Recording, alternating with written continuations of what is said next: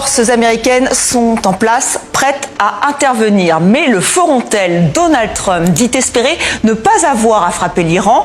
Les autorités iraniennes qui répondent que la riposte serait immédiate. Quant à la Turquie, elle tente de calmer le jeu. On fait le point avec Anne-Sophie Pierry. Venu en Turquie pour rencontrer son homologue, le chef de la diplomatie iranienne s'est dit prêt ce vendredi à reprendre les discussions sur le nucléaire avec les États-Unis, mais à certaines conditions. La République islamique d'Iran n'a aucun problème à négocier, mais les négociations ne peuvent pas avoir lieu sous la menace. Des menaces proférées par les États-Unis, auxquelles l'Iran avait promis une riposte. Les États-Unis pourraient-ils entrer en guerre avec la République islamique? Donald Trump continue de souffler le chaud et le froid. Nous sommes puissants militairement, j'ai renforcé l'armée pendant mon premier mandat et désormais nous avons un groupe aéronaval qui se dirige vers un pays appelé l'Iran. Et j'espère ne pas devoir utiliser cette force. La semaine dernière, c'est toute une armada américaine qui se rapprochait de l'Iran, désormais à portée de tir.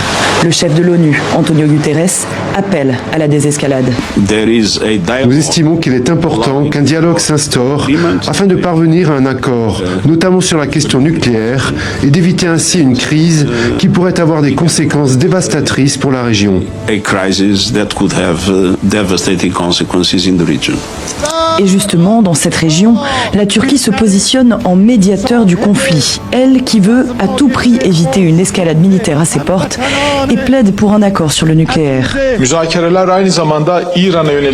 Ces négociations ouvriront la voie à la levée des sanctions contre l'Iran et à son intégration dans le système économique international.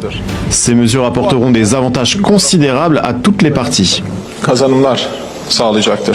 Selon la presse turque, le président Erdogan souhaite l'organisation d'une réunion trilatérale États-Unis, Iran, Turquie dans les jours à venir. Les voisins, même si les Américains essayent de rassurer tous leurs alliés en leur disant que s'il y a une guerre où les frappes vont plutôt viser des positions stratégiques, balistiques, mais aussi nucléaires, et des positions qui sont proches du guide suprême. Donc on voit bien que les Américains veulent rassurer, veulent aussi dire que la décision est prise, mais malgré cela, il y a une course contre la montre organisée par les pays du Golfe et la Turquie pour justement dissuader les Iraniens à accepter ou finalement à céder face à une autre pression, celle qui vient d'Israël. C'est rare, mais vous avez noté cette semaine que le prince héritier saoudien a dépêché son frère, le prince Khaled, ministre de la Défense aux États-Unis, qui coïncide avec l'arrivée aussi du chef du Mossad israélien à Washington. L'Arabie Saoudite, comme les Émirats Arabes Unis d'ailleurs, qui interdisent aux Américains d'utiliser leur espace aérien pour attaquer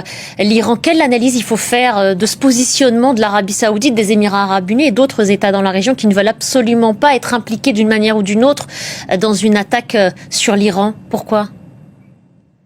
Parce que les menaces, elles étaient claires émanant des Iraniens, que tous les objectifs ou toutes les positions américaines ou les pays qui accueillent des bases militaires et même ce qu'on appelle dans le jargon des experts militaires, mais on sait que c'est des positionnements militaires américains, seront les cibles de l'Iran. Comme vous le savez, le Qatar accueille la base Al-Aidid, qui a été touchée déjà par les Iraniens, et les Américains disposent des bases militaires non seulement en Arabie Saoudite, aux Émirats Arabes Unis, au Bahreïn, au Koweït, et donc on sait très bien que toute la région sera cible. Sans oublier bien sûr le détroit de Hormuz, et les Iraniens, ils ont dit s'il y a une attaque aussi contre leur position pétrolière, c'est pas l'Iran qui n'aura plus le droit d'exporter, mais tous les autres pays du Golfe n'auront plus le droit aussi d'exporter leur pétrole. Et donc on sait que les Iraniens disposent encore de relais dans la région qui sont capables de porter des coups durs, non seulement aux positions américaines dans la région, mais aussi aux États. Et c'est pourquoi les pays du Golfe ne veulent surtout pas que des frappes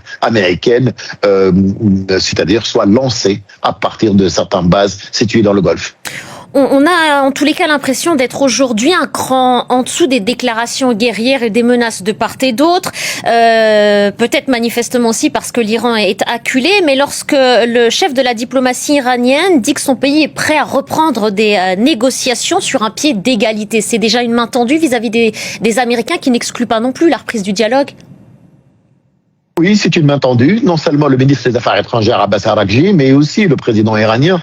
Et ça, c'est un élément important. Et d'autres pays. Il faut pas oublier ce que la Russie fait. Depuis plusieurs semaines, les Russes disent qu'ils peuvent jouer un rôle de go-between entre bien sûr, entre Israël et l'Iran. Et ça, c'est très important. La semaine prochaine, normalement, nous assisterons à des manœuvres maritimes importantes entre la Chine et la Russie et l'Iran. Et ça aussi, c'est un élément important qui intervient dans un contexte très tendu dans la région.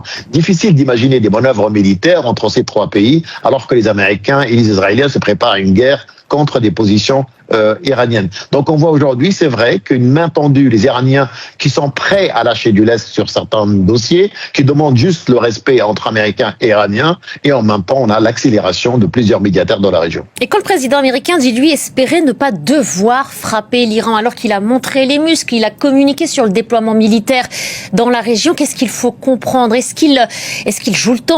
Est-ce qu'il tente de provoquer? Est-ce qu'il joue sur les nerfs des Iraniens? Est-ce que c'est une stratégie? Est-ce qu'il sait où il va? Rien n'empêche le président américain de frapper, même s'il y a une pression diplomatique ou disons une demande de ses alliés de ne pas le faire. Souvenez-vous, quand les négociations étaient déjà en cours entre Iraniens et Israéliens d'une manière indirecte, le président Donald Trump et les Iraniens, souvenez-vous, la guerre de 12 jours. Ça, c'est le premier élément. Sauf qu'aujourd'hui, les Américains ont perdu en quelque sorte l'effet de surprise puisque les Iraniens ont retenu les leçons de cette guerre de 12 jours et ils essayent un peu de se préparer à cet énième épisode en quelque sorte avec les Américains.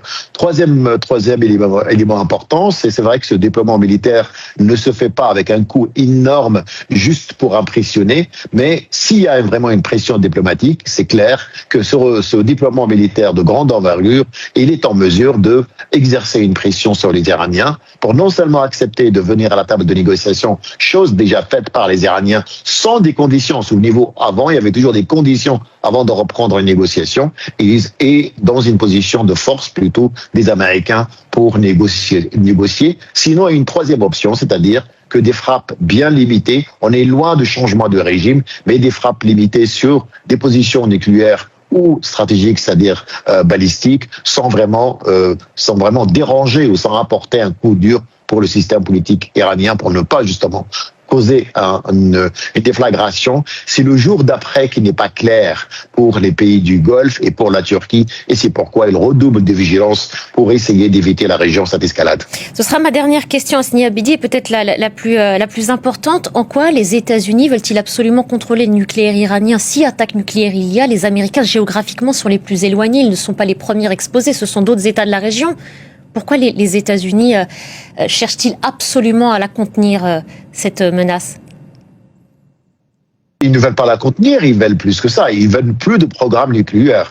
Alors, on a deux objectifs. La fin de l'enrichissement de l'uranium, qui est un objectif, évidemment, qui existe déjà avec cet élément de 3,5. Mais aujourd'hui, les Iraniens, ils veulent que les Iraniens renoncent au développement nucléaire. Pour les Américains et pour les Israéliens, et là il y a une seule version, c'est un Iran nucléarisé devient une menace pour la stabilité et la sécurité de la région. Merci beaucoup Hasni Abidi, merci d'avoir pris le temps de répondre à nos questions sur France 24.